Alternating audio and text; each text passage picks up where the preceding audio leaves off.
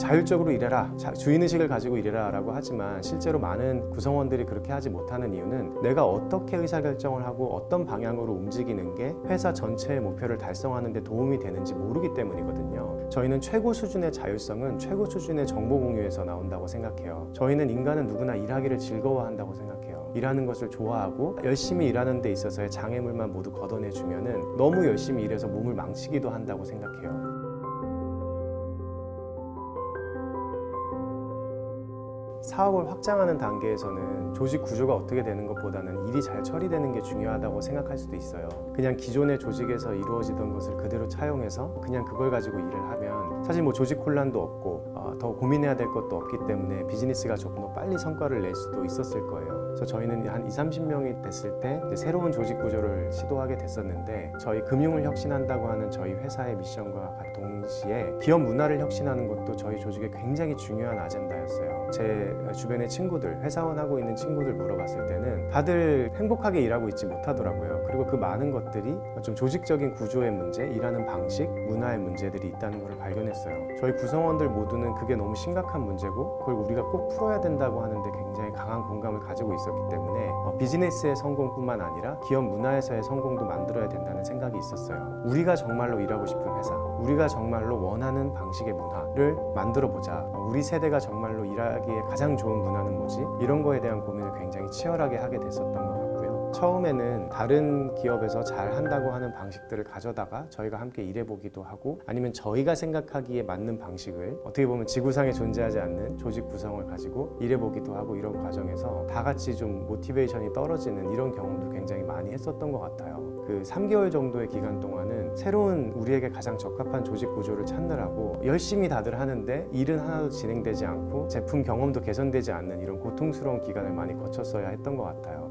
근데 사실 그게 없었으면 더 좋았냐? 그건 또 아닌 것 같아요. 그 시행착오의 과정에서 토스 팀에 가장 잘 맞는 조직 구조는 무엇인가에 대해서 사실 아주 철저하게 뼛속 깊이 깨닫게 됐었거든요. 그 과정을 통해서 저희는 자율과 책임이라는 원칙 하에서 타이틀리 얼라인드, 루즐리 커플드라고 하는 애자일 조직의 어떤 구조를 그대로 가져가는 게 저희 팀에 가장 잘 맞는 방식이라는 것을 알게 되었거든요. 사실 저희 문화는 저희가 내부적으로 고민해서 가장 좋은 방식을 찾았던 건데 이렇게 찾고 나서 보니까 이미 저희와 같은 문화를 시도하고 오랜 기간 동안 그 고민을 했던 해외 사례들이 많이 있는 거예요. 넷플릭스라든지 스포티파이, 물론 이제 조직을 지칭하는 용어들은 되게 달라요. 애자일 조직에서 스크럼이라고 하는 조직을 저희는 사일로라고 하는 단어로 표현을 하기도 하고요. 저희는 PM은 없고 프로덕트 오너가 있고 여러 가지 차이점은 있지만 기본적인 사상과 방향은 되게 비슷하죠.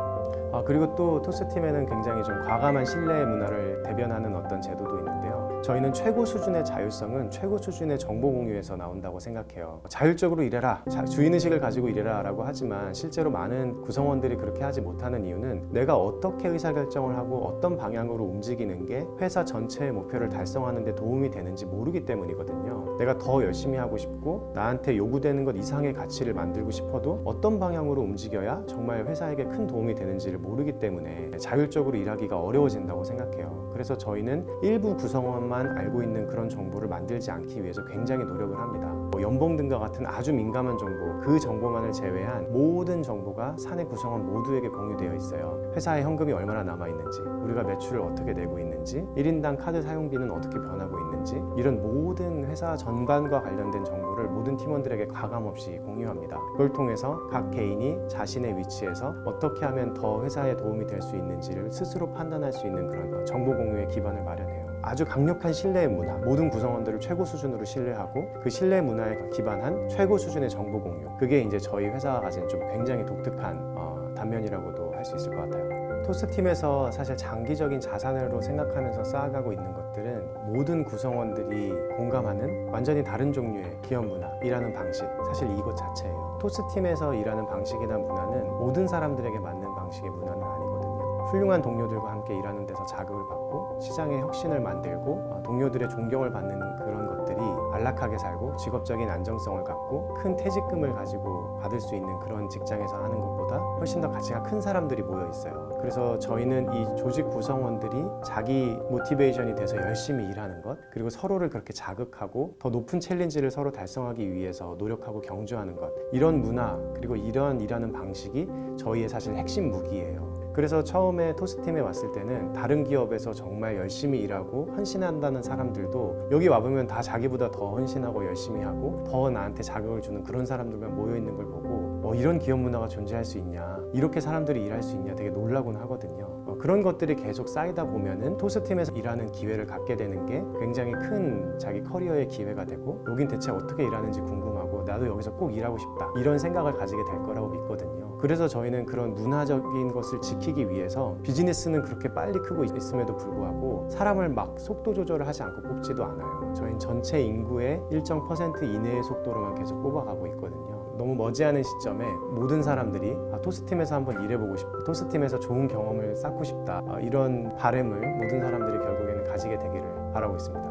사실 기본적으로 문화를 이해한다는 것, 문화를 만든다는 거는 인간관, 세계관이 무엇이냐에 대한 질문하고도 같다고 생각을 해요. 그 기업이 인간을 어떻게 보는가, 그 기업이 어떤 세상을 만드는 게 맞다고 보는지, 예를 들어서 인간은 왜 일하는가 해서 시작을 하고 인간은 어떨 때 더 열심히 일하고 어떨 때 더 열심히 일을 안 하게 되는가, 이런 것들에 대한 생각들로도 이어지거든요. 예를 들어서 인간은 일하기 싫어해. 그렇기 때문에 돈을 더 많이 줘서 열심히 일하는 사람들은 더 보상하고 열심히 일하지 않는 사람들은 더 보상하면 안 돼. 그리고 일하기를 싫어하니까 쪼아야 되고 듀데이트를 만들어서 언제까지 일하게끔 해야 돼. 이런 생각을 인간관을 가지고 있으면 당연히 그런 결과로 나오게 되거든요. 근데 저희는 전혀 다른 인간관을 가지고 있어요. 저희는 인간은 누구나 일하기를 즐거워한다고 생각해요. 일하는 것을 좋아하고 열심히 일하는 데 있어서의 장애물만 모두 걷어내주면은 너무 열심히 일해서 몸을 망치기도 한다고 생각해요. 그래서 저희는 왜 이게 필요한 일인지, 왜 이게 중요한 일인지 충분히 공감시키고 동기부여를 충분히만 할 수 있으면은 일은 저절로 된다고 생각하고요. 그런 동기부여를 열심히 해주는 것은 사실 회사와 동료들이 해줘야 되는 일이지, 더 열심히 일했다고 돈을 더 주고 덜 했다고 돈을 덜 주는 그런 차등보상 제도로는 사실 일하는 모티베이션이 나온다고 생각하지 않아요. 근데 이런 여러 가지 인간관, 세계관에 대한 문제라든지 비슷한 사례에 대해서 다른 사람들은 어떻게 고민했고 제 앞에 있었던 선구자들이나 선지자들은 이걸 어떻게 해결하려고 했는지에 대한 고민들은 사실은 공부를 많이 하게 되고요. 저는 그런 공부를 하게 되는 채널은 주로 유튜브, 그리고 관련된 서적들을 많이 읽으면서 사실은 이미 시행착오가 있었던 부분들은 좀 미리 피해가기도 하고 어떻게 하면 좋겠다라고 하는 부분들을 찾아내기도 하고 그런 것 같습니다. 제가 이미 너무 사업을 잘 하고 계신 분들한테 뭐라고 말씀을 드리는 게